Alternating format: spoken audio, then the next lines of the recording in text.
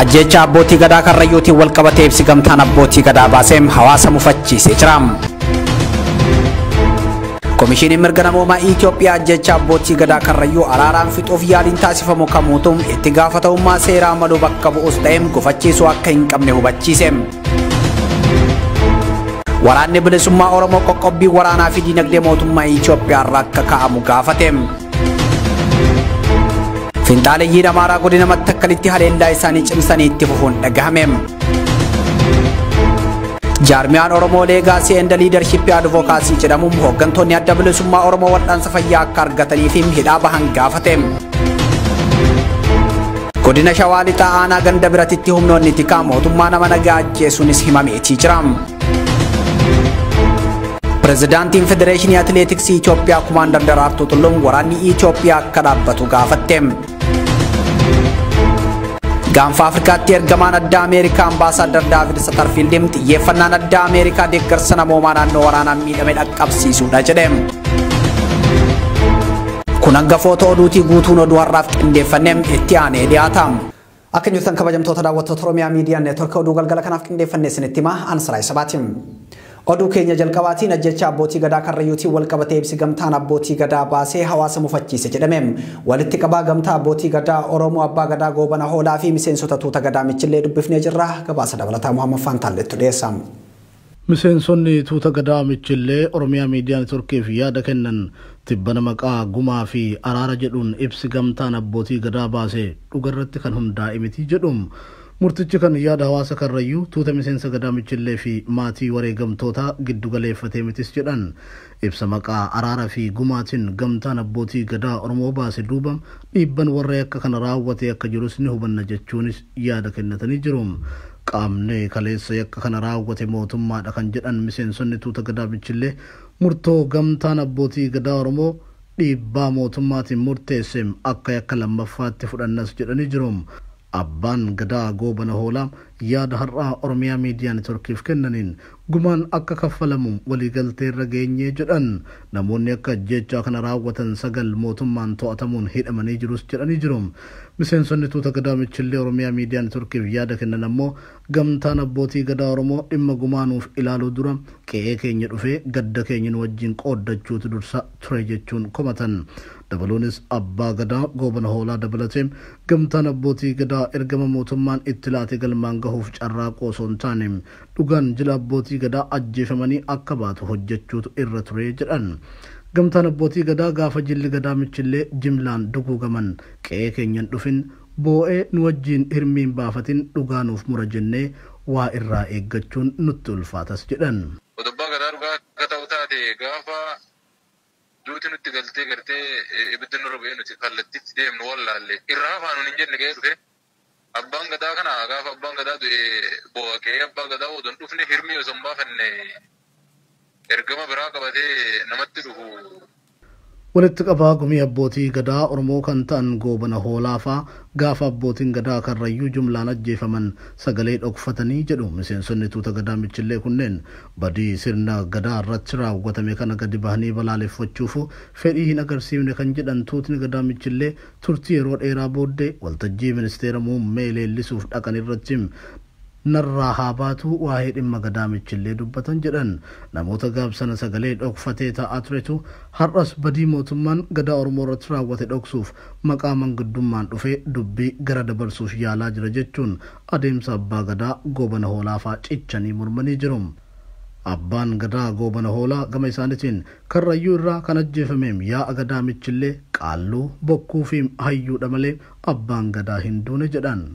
Dubbii keenya irratti abbaan gadaa karrayyuu hin duune hin jira kan hubatu sirra jira. Kan du'e bokkuu hayyuu yaa'a gadaa michillee qaalluu kana kan du'e yaa'a gadaa jechaadha.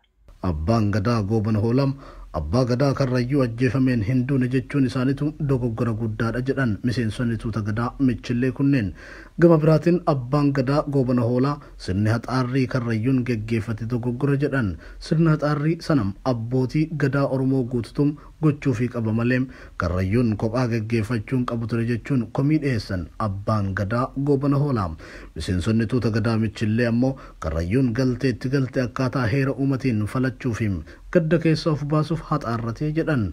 Gamtaan abbootii gadaa amma komii dhiyeessu kun guyyaa 100ffaa ajjeefamuu abbootii gadaa kan sirni haxaarriitti geggeeffame kana quba qabaachuu dhiisii qe'ee warra gadaa michillee dhufaniitum gadda keenya hin qooddanne jedhu. Abbaan gadaa goobana hoolaa amma abbaan gadaan duuna jedhan kun kanaan dura ammoo yaada BBC afaan Oromoof kennaniin abbaan gadaa karrayyuu diinan ajjeefaman jedhanii turuun ni yaadatama. Kun osoo kanaan jiru Komishinii Mirga Namummaa Itoophiyaa jecha abbootii gadaa karrayyuu araaraan fixuu fi yaaliin taasifamu kamuutu itti gaafatamummaa seeraa malu bakka bu'uus ta'ee gufachiisuu akka hin qabne hubachiise. Komishinichi ibsa baaseen qaamoleen adda durummaan ajjecha sana keessatti hirmaatan akka hin to'atamnee fi qorannoon irratti adeemsifamaa akka hin jirre hubadhee jira jedheeti jira. Shakkamtoota kanneen keessaa qondaalonni mootummaa ammallee hojii irra jiran akka jiran eerem. Qaamoleen kunniin qorannoo qoratamuu fi tarkaanfilee fudhatamuu maloo gufachiisaa akka jiran ragaa qabatamaa argachuu komishinichi beeksiseeti jira. Mootummaan naannoo Oromiyaa araara buusuuf maanguddoota karrayyuu waliin mari'ataa akka jiru kan beeksise ta'uu komishinichi eerem. Adeemsi kun yakka raawwatameef itti gaafatamummaa maluu kan gufachiisu ta'uu hin qabu jedheeti jira. Mootummaan naannoo Oromiyaa dhimma ajjecha abbootii gadaa karrayyuu karaa maqsuuf maqaa jaarsummaa jedhuun gocha sirrii hin taane dalagaa jira jedhamuun komiin cimaan mudataati jira. Ajjecha kana keessaa qondaalonni mootummaa naannoo Oromiyaa olaanoon harka akka qaban irra deddeebiin ibsamaati ture. Waraanni bilisummaa Oromoo qoqqobbii waraanaa fi diinagdee mootummaa Itoophiyaa irraa akka ka'amu gaafate. Waboon kana kan jedhe Matakkal aanaa Dibaaxee keessatti humnoonni Amaaraa dubartii Oromoo ulfa ajjeesuu fi dhalattoota Oromoo 18 ukkaamsuu hordofee ibsa tibbana baaseenii baasa dabalataa ammas qabna. Waraanni bilisummaa Oromoo yakki duguggaa sanyii Abiyyi Ahmadii fi humnoota Amaaraatiin uummata Oromoo irratti raawwatamu hammaatee akka jiru ibse. Naannoo Beneshaangul Gumuz keessatti hammeenyi kun hammaatu kan ibse waraanni bilisummaa Oromoo naannichi mandhee shororkeessitoota mootummaan hidhachiiseen bobbaase kanneen akka raayyaa ittisa biyyaa humna addaa Amaaraa fi faannoo ta'ee jira jedhe. Humnoonni mootummaan hidhachiifamanii bobbaafaman naannoo Beneshaangul Gumuz bakka awwaalcha dhalattoota Oromoo Tigraayiif Gumuz akka taasisan kan eere waraanni bilisummaa Oromoo lammiilee nagaa fixuun gocha shororkeessummaati jechuun himateetii jira. Humnoonni addaa naannoo Amaaraa Beneshaangul Gumuz aanaa Dibaaxee keessatti walakkeessa baatii bitootessaa kana keessa dubartii Oromoo ulfa garaa qabduu fi haadha ijoollee torbaa kan taate Aadde Birhaanee Raggaasaa albee mormarraa muranii ajjeesan jedha waraanni bilisummaa Oromoo ibsa isaa kanaani. Ajjechaan kun ammoo ajjechaa suukaneessaa bara qarooma dhagaa fakkaatuun gocha lugnummaa hammeenya daangaa darbee fi gara jabinnaa jechuun balaaleffateetii jira. Humnoonni Amaaraa naannicha keessa socho'an barattoota Oromoo 18 aanaa Dibaaxee bakka bishaan adii jedhamutti konkolaataa keessaa buusanii okkaamsus yaadachiisem ibsi waraana bilisummaa Oromoo. Itti dabaluun naannichatti humnoonni biltsiginnaa finxaaleyyiin Amaaraa dhalattoota Tigraay 9 kaan ajjeesanii kaan ammoo osoo lubbuun jiraniin gubuu kan yaadachiise ibsichim kun ammoo gocha suukaneessaa farra dhala namaa ta'eedha jedhe. Gochoota farra dhala namaa ta'an kan humna finxaalessaa Amaaraa fi waraana biltsiginnaatiin raawwatamu kana hawaasni addunyaa hubachuun shororkeessummaa mootummaan raawwatamutti akka ramadu yaamicha dhiyeessee jira. Hawaasni idil addunyaa dhiittaa mirga dhala namaa goolee kamittuu raawwatamu dhaabsisuuf dirqama qabaachuu kan hubachiise waraanni bilisummaa Oromoo mootummaa shororkeessummaa lammiilee ofii irratti raawwataa jiru dhaabsisuuf dhaabbileen idil addunyaa qoqqobbii waraanaa fi diinagdee kaa'uu qaban jechuun gaafate. Waraanni bilisummaa Oromoo yakkamtoonni seeratti dhiyaatanii gaafatamummaa akka qabaataniif humna qabu maraan haqa uummataa isaa mirkaneessuuf kan hojjetu ta'us hubachiiseetii jira. Himataa fi ibsa waraana bilisummaa Oromoo kana ilaalchisuun mootummaa federaalaa fi naannoo Amaaraa irraas deebiin kenname hin jiru. Finxaaliyyiin Amaaraa godina Mattakkalitti haleellaa isaanii cimsanii itti fufuun dhagahame. Odeeffannoo naannicha irraa arganne akka mul'isutti finxaaliyyiin kun namoota nagaa ajjeesuu qabeenya saamuu fi mancaasuu bal'inaan itti fufaniitii jiru. Akka maddeen OMN har'a himanitti godina Mattakkal aanaa Dibaaxee ganda Tuksii Gaambeellaa jedhamu keessatti dheengadda lubbuun nama tokko darbeetii jira. Yeroo kana beeyladoota manaa 80 caalanis saamanii jiru jedhan jiraattonni. Kaleessa ammoo ganduma kana keessatti finxaaliyyiin Amaaraa manneen 50 caalan gubanii barbadeessuu jiraattonni dubbatanii namni hedduunis qe'ee isaanii irraa baqachuu jiraattota irraa dhageenyeeti jirra. Dhimma kana irratti bulchiinsa aanaa Dibaaxee dubbisuuf irra deddeebiin yaallus yeroof argachuu hin dandeenye. Waan aangawoonni aanichaa jedhan akkuma arganneen kan isinitti himnu ta'a. Oduu keenya biraatiin jaarmiyaan Oromoo Leegaasii and Leadership Advocacy jedhamu hooggantoonni adda bilisummaa Oromoo wal'aansa fayyaa akka argatanii fi hidhaa bahan gaafate. Gaafatamaa quunnamtii hawaasaa Abaa Obbo Battee Urgeessaa Gadaa Gabbisaa fi Kenneessaa ayyaana dhibee turuun hubamaa jiraachuu ibseetii jira jaarmichi. Qondaalonni biroo ammoo mana hidhaa keessatti dhibee daddarbuuf saaxilamanii yaala dhabuu addeessee jira. Bal'ina oduu kanaa Maammaffaan Taallettoo isinitti himama.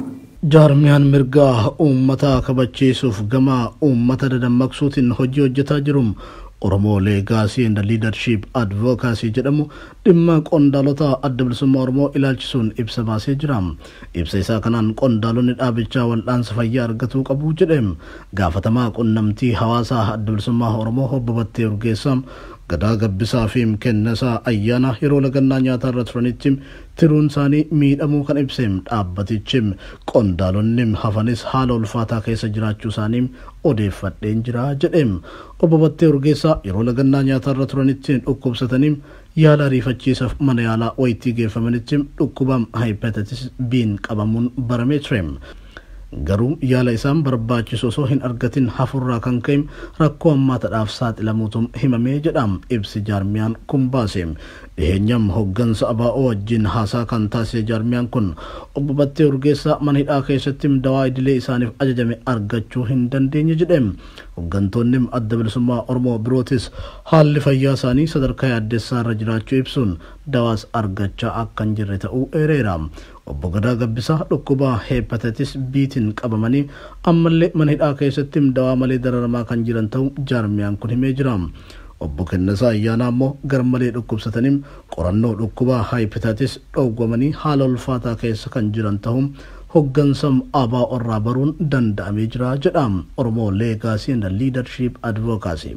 Dhukkuba hepatitis B malees hidhamtoonni siyaasaa hedduun manneen hidhaa keessatti argaman dhukkuboota daddarboo akka sombaatiif saaxilamanii yaala argachaa waan hin jirreef haalli isaan keessa jiran garmalee yaaddessaa ta'uu addeessa. Ibsi kun jaarmichi mootummaan Itoophiyaa seera idil addunyaa kabajuun hidhamtoonni seeran ala hidhaman tajaajila fayyaa akka argatanii fi hidharraa akka hiikaman taasisuu qaba jechuun hubachiisee jira.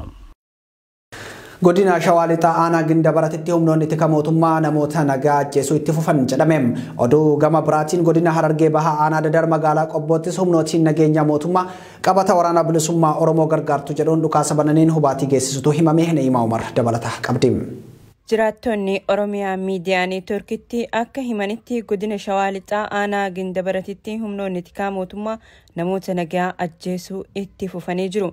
Humnoonni kunneen abbaa maatii nama maqaan isaa Obbo Birrinaa Barasuu jaamu tibba kana magaalaa Ginciitii qabanii gara magaalaa Ambootti geessanii hidhanii jiru. Jiraattonni guyyoota 6 erga dararaa turaniin booda achirraa baasanii gara aanaa Jalduu fiduun bakka addaa Shaboo jaamutti ajjeesanii gatuu himu. Obbo Birrinaan ga'eessa abbaa maatii fi abbaa qabeenyaa yoo ta'u nama hiyyeessa gargaaruun beekamuu fi hawaasa biratti kabajaa fi jaalala qabuudha jedhu jiraattonni. Kanaan dura humnoonni mootummaa qabeenya keetiin waraana bilisummaa Oromoo gargaarta jechuun konkolaataa geejjiba uummataa taataa abbaa teessoo 60 fi qabeenya biroo irraa fuudhanii turuu odeeffannee jirra. Yeroo dheeraaf magaalaa Kaachis keessatti akka hin hojjenne hidhaa fi dararaan itti hammaannaan lubbuu isaa oolfachuuf Finfinnee galus dhimma hojiitiif gara magaalaa Gincii dhaqanii akka qabaman maatiin isaanii himanii jiru. Oduu gama birootiin godina Harargee Bahaa aanaa Dadar magaalaa Qobboo keessatti dheengadda humnoonni mootummaa waraana bilisummaa Oromoo gargaartu jechuun dhukaasa bananiin miidhaan gahee jiraa jiru. Jiraattonni wayita kana namni maqaan isaa Ahmad Najjaash Abdallaa jedhamu humna addaa poolisii Oromiyaatiin madaa'uu jiraattonni himanii jiru. Yeroo ammaa gara mana yaalaa geeffamee akka jirus itti dabaluun ibsanii jiru. Dadar magaalaa fi baadiyyaatti namoonni sabboonummaa qabanii fi qeerroon adamfamaa jiru jedhu jiraattonni. Humnootiin nageenyaa mootummaa Oromiyaa keessatti namoota nagaa waraana bilisummaa Oromoo deeggartu jechuun ajjeesaa fi dararaa jiru jechuun jiraattonni irra deddeebiin komatu. Dhimma kana irratti yaada qondaalota mootummaa fudhachuuf yaaliin bilbilaa taasifne nuuf hin milkooyne. Pirezidaantiin Federeeshinii Atileetiksii Itoophiyaa Komaandar Daraartuu Tulluu waraanni Itoophiyaa akka dhaabbatu gaafatte. Komaandar Daraartuu Tulluu jila shaampiyoona atileetiksii addunyaa 18ffaa mana keessa Sarbiyaa Belgrade irratti hirmaatee akka addunyaatti tokkoffaa baheef simannaa yeroo taasisanitti bulchitoonni Itoophiyaa fi hooggantoonni naannoo Tigraay waraana dhiiga dhangalaasaa jiru akka dhaaban gaafatte. Gaagaamni siyaasaa fi waraana Itoophiyaa mudatee karaa nagaa fi mariin akka xumuramuuf waltajjiilee garaagaraa irratti yaamicha taasisaa kan turte Kumaandar Daraartuu Tulluu ammas hooggantoonni Itoophiyaa rakkoo Itoophiyaa keessa jiru ummataaf jecha akka xumuran gaafatteeti jirti. Hawwonni fi abboonni Tigraay hawwotaa fi abboota keenya hooggantoonni keenya maaloo ofii miidhamaa rakkoo kana furaa jechuun yeroo dubbattu imimmaaniin dabalamteeti. ሁላችንም የትግራይ እናቶች አባቶች እናቶቻችን አባቶቻችን ናቸው። ትግራይ ትላንትናም ብትሆን ኢትዮጵያ ናት፣ ዛሬም ብትሆን ኢትዮጵያ ናት፣ ነገም ኢትዮጵያ ነች። ስለዚህ እባካችሁ መሪዎቻችን እባካችሁ ተጠቅማችሁ ተጎርታችሁ ኢትዮጵያን አንድ አድርጓት እባካችሁ ከእግዚአብሔር ጋር ትችላላችሁ።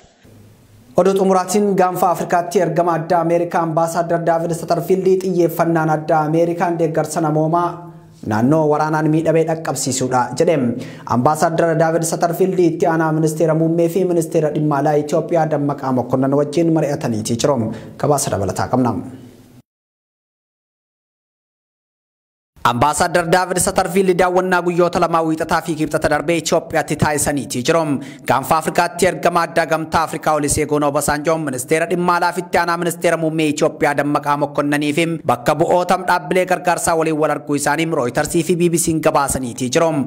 Akka Reuters gabaasetti Ambassador David Satterfield turtii ministeera dhimma alaa fi itti aanaa ministeera muummee Dammaqaa Mokkonnan waliin taasisaniin xiyyeeffannaan biyya isaanii dhiyeessii deeggarsa namoomaa naannoo Tigraay kan waraanaan miidhamee ta'uu ibsaniiti jirum. Kaayyoon guddaan Ameerikaa ammattiin rakkoo deeggarsa namoomaa naannicha keessa jiru furuu akka ta'e ibsameeti jira. Itti aanaan ministeera muummee fi ministeerri dhimma alaa Itoophiyaa obbo Dammaqaa Mokkonnan gama isaaniitiin mootummaan Itoophiyaa deeggarsa namoomaa addaan hin cinne gara Tigraay galchuuf qophii ta'uu dubbachuu isaanii waajjira ministeera dhimma alaa biyyattiitti beeksise. Dhaabbanni sagantaa nyaataa addunyaa torbee darbe keessa konkolaattonni deeggarsa namoomaa fe'anii imalaa turan danqamuun gara magaalaa Samaraa deebi'uu isaanii ibseeti ture. Mootummaan Itoophiyaa danqama kanaaf TPLF himata. Humnoonni TPLF ammoo mootummaan federaalaa deeggarsa namoomaa naannicha irraa uguruun rakkoo hamaa hordofsiisaa jira jechuun himatum. Labsii wixinee HR 6600 fi S3199 kan Ameerikaan mootummaa Itoophiyaa fi Eertiraa akkasumas namoota waraana Itoophiyaa keessatti badii raawwatan jedhamu qoqqobuuf adeemsa irra jirtu irratti ministeerri dhimma alaa Itoophiyaa yaada kenneen walitti dhufeenya keenya kan miidhuudha jedhe. Wixineen seeraa Ameerikaan qopheeffamaa jiru kun yeroo raggaasifaman Itoophiyaa fi Eertiraa irratti karaa nageenyaa, faayinaansii, investimentii fi immigireeshiniitiin dhiibbaa guddaa uuma jedhamee eeggamaati jira. Tolee kabajamtoota daawwattoota Oromiyaa Miidiyaa Neetwork oduun har'aaf qabanne kana fakkaataa qophiilee Oromiyaa Miidiyaa Neetwork hafan wajjin turtii gaarii.